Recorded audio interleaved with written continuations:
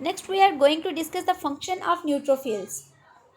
Neutrophil का major function क्या होता है? ये डोमिनेट करते हैं अर्ली इन्फेक्शन में। जैसे ही कट लगता है फ़ौरन से न्यूट्रोफिल जो है वहाँ पे पहुँच जाते हैं। ठीक है, तो ये बेसिकली किसको रिस्पॉन्स करते हैं? बैक्टीरियल इन्फेक्शंस को। और किस फॉर्म में रिस्पॉन्स करते हैं? न्यूट्रोफिलिया की फॉर्म में। न्यूट्रोफिलिया में क्या होता है कि इंक्रीज़ होती है in the percentage of band cells. और अगर ज़्यादा इन्फेक्शन फैल जाए, बैक्टीरियल इन्फेक्शन ज़्यादा हो, तो बैंड सेल के अलावा मेटामाइलोसाइट का नंबर जो है वो भी इंक्रीज़ हो जाता है पेरिफेरल ब्लड में। जैसा कि हमने क्या कहा, हमने कहा कि जो न्यूट्रोफिल्स हैं, अगर उनकी ज़्यादा ज़रूरत है इन्फेक्शन साइट पे, तो बोन मैरो क्या करती है? बोन मैरो जो है ना वो अर्ली सेल्स को रिलीज़ कर देती है। यानी मेटामाइलोसाइट की स्टेज पे भी सेल्स जो हैं वो ब्लड में रिलीज़ हो सकते हैं। न्यूट्रोफिल्स की बात हो रही है। ठीक है, हमने लास्ट वीडियो जो पूल्स वाली थी उसमें हमने कहा था कि बोन मैरो जो है, अगर इन्फेक्शन साइट पे ज़रूरत है ज़्यादा न्यूट्रोफिल्स की, तो वो अर्ली स्टेजेस पे भी न्यूट्रोफिल्स को रिलीज़ कर देती है। तो वो अर्ली स्टेज कौन सी होती है? मेटामाइलोसाइट होती हैं। ठीक है, इसको हम क्या कहते हैं? शिफ्ट टू द लेफ्ट, यानी बैक शिफ्ट हो जाती है। बैंड सेल की बजाय मेटामाइलोसाइट स्टेज पे ही न्यूट्रोफिल्स रिलीज होना शुरू हो जाते हैं। उसके बाद सेकंड कंडीशन है न्यूट्रोपेनिया। अब न्यूट्रोपेनिया बेसिकली एक बैड साइन होता है। और ये बैड साइन उस केस में होता है क्योंकि ये इंडिकेट करता है एक तरह से कि हमारा जो बोन मैरो है वो डिप्लीट हो रहा है। ठीक है, क्योंकि इसमें क्या होता है, न्यूट्रोफिल्स का नंबर <2 रह जाता है। न्यूट्रोफिल्स होते हैं वो कम हो जाते हैं। ठीक है, लेकिन इसकी एक और वजह भी हो सकती है कि जो मार्जिनेटिंग न्यूट्रोफिल्स है उनका नंबर ज़्यादा हो गया। हमने लास्ट वीडियो में कहा था कि जो सर्कुलेशन में न्यूट्रोफिल्स होते हैं और जो बोन मैरो में न्यूट्रोफिल्स होते हैं, या फिर साइट ऑफ इन्फेक्शन पे जो न्यूट्रोफिल्स होते हैं वो इक्वल होते हैं to the amount of neutrophils in the bone marrow. तो ऐसा भी हो सकता है कि बोन मैरो में न्यूट्रोफिल्स कम हो गए हैं और मार्जिनेटिंग न्यूट्रोफिल्स जो हैं वो ज़्यादा हो गए हैं, जो टिश्यू में मूव कर रहे हैं। अब न्यूट्रोफिल के फंक्शन को अगर हम देखें तो इसकी एंट्री बैक्टीरियल एक्टिविटी है। सबसे पहले क्या होता है?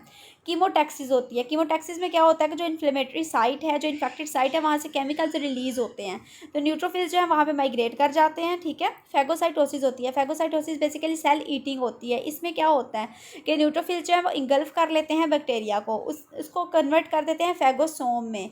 जब लाइसोसोम उसके साथ आके मिलते हैं तो फेगोलाइसोसोम बन जाता है। और लाइसोसोम में आपको पता है कि एंजाइम्स होते हैं जो डिस्ट्रॉय कर देते हैं बैक्टीरिया को। इसके अलावा रिएक्टिव ऑक्सीजन कंपाउंड्स की प्रोडक्शन भी होती है, जिसको हम क्या कहते हैं? Respiratory burst. ऑक्सीजन कंपाउंड जैसे हाइड्रोजन पेरोक्साइड है, तो वो माइक्रोब्स के लिए हार्मफुल होते हैं, जिस तरह से उनकी डेथ हो जाती है। इसके अलावा सुपर ऑक्साइड है, हाइड्रोजन पेरोक्साइड है, हाइड्रोक्लोरस एसिड है, इनकी फॉर्मेशन हो जाती है। फिर क्या होता है? आयरन सिक्विस्ट्रेशन हो जाती है वाया लैक्टोफेरन। लैक्टोफेरन क्या करती है? आयरन को अपने साथ बाइंड कर लेती है। सो फ्री आयरन जो होती है वो मौजूद नहीं रहती। ठीक है, जब फ्री आयरन मौजूद नहीं रहती तो जो माइक्रो ऑर्गेनिजम्स हैं उनको ग्रोथ के लिए आयरन मौजूद नहीं है, तो उनकी डेथ हो जाएगी। फिर थर्ड क्या होता है कि release factors to increase inflammatory response. इसमें क्या होता है? हिस्टामीन है, ब्रेडिकाइनिन है, प्रोस्टाग्लैंडिन्स हैं, वो रिलीज होते हैं। उससे इन्फ्लेमेटरी रिस्पॉन्स जो होता है ना वो इंक्रीज हो जाता है।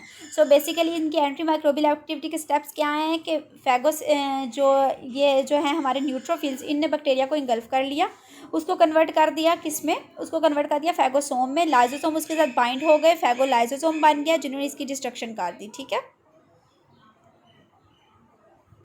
अब न्यूट्रोफिल की जो मॉर्फोलॉजी है उस पर भी इफेक्ट होता है ड्यूरिंग फंक्शन। टॉक्सिक ग्रैनुलेशन हो जाती है। हमें पहले पता है कि न्यूट्रोफिल्स में ग्रैन्यूल्स मौजूद होते हैं। ठीक है, तो ऐसा होता है कि जो साइटोप्लाज्मिक प्राइमरी ग्रैन्यूल्स होते हैं ना वो प्रोमिनेंट हो जाते हैं। मोस्टली होता तो ये है, हमने न्यूट्रोफिल की मैचुरेशन में पढ़ा था कि जो स्पेसिफिक ग्रैन्यूल्स होते हैं वो प्रोमिनेंट होते हैं as compare to non specific granules, यानी सेकेंडरी ग्रैन्यूल्स ज़्यादा इंपॉर्टेंट हैं।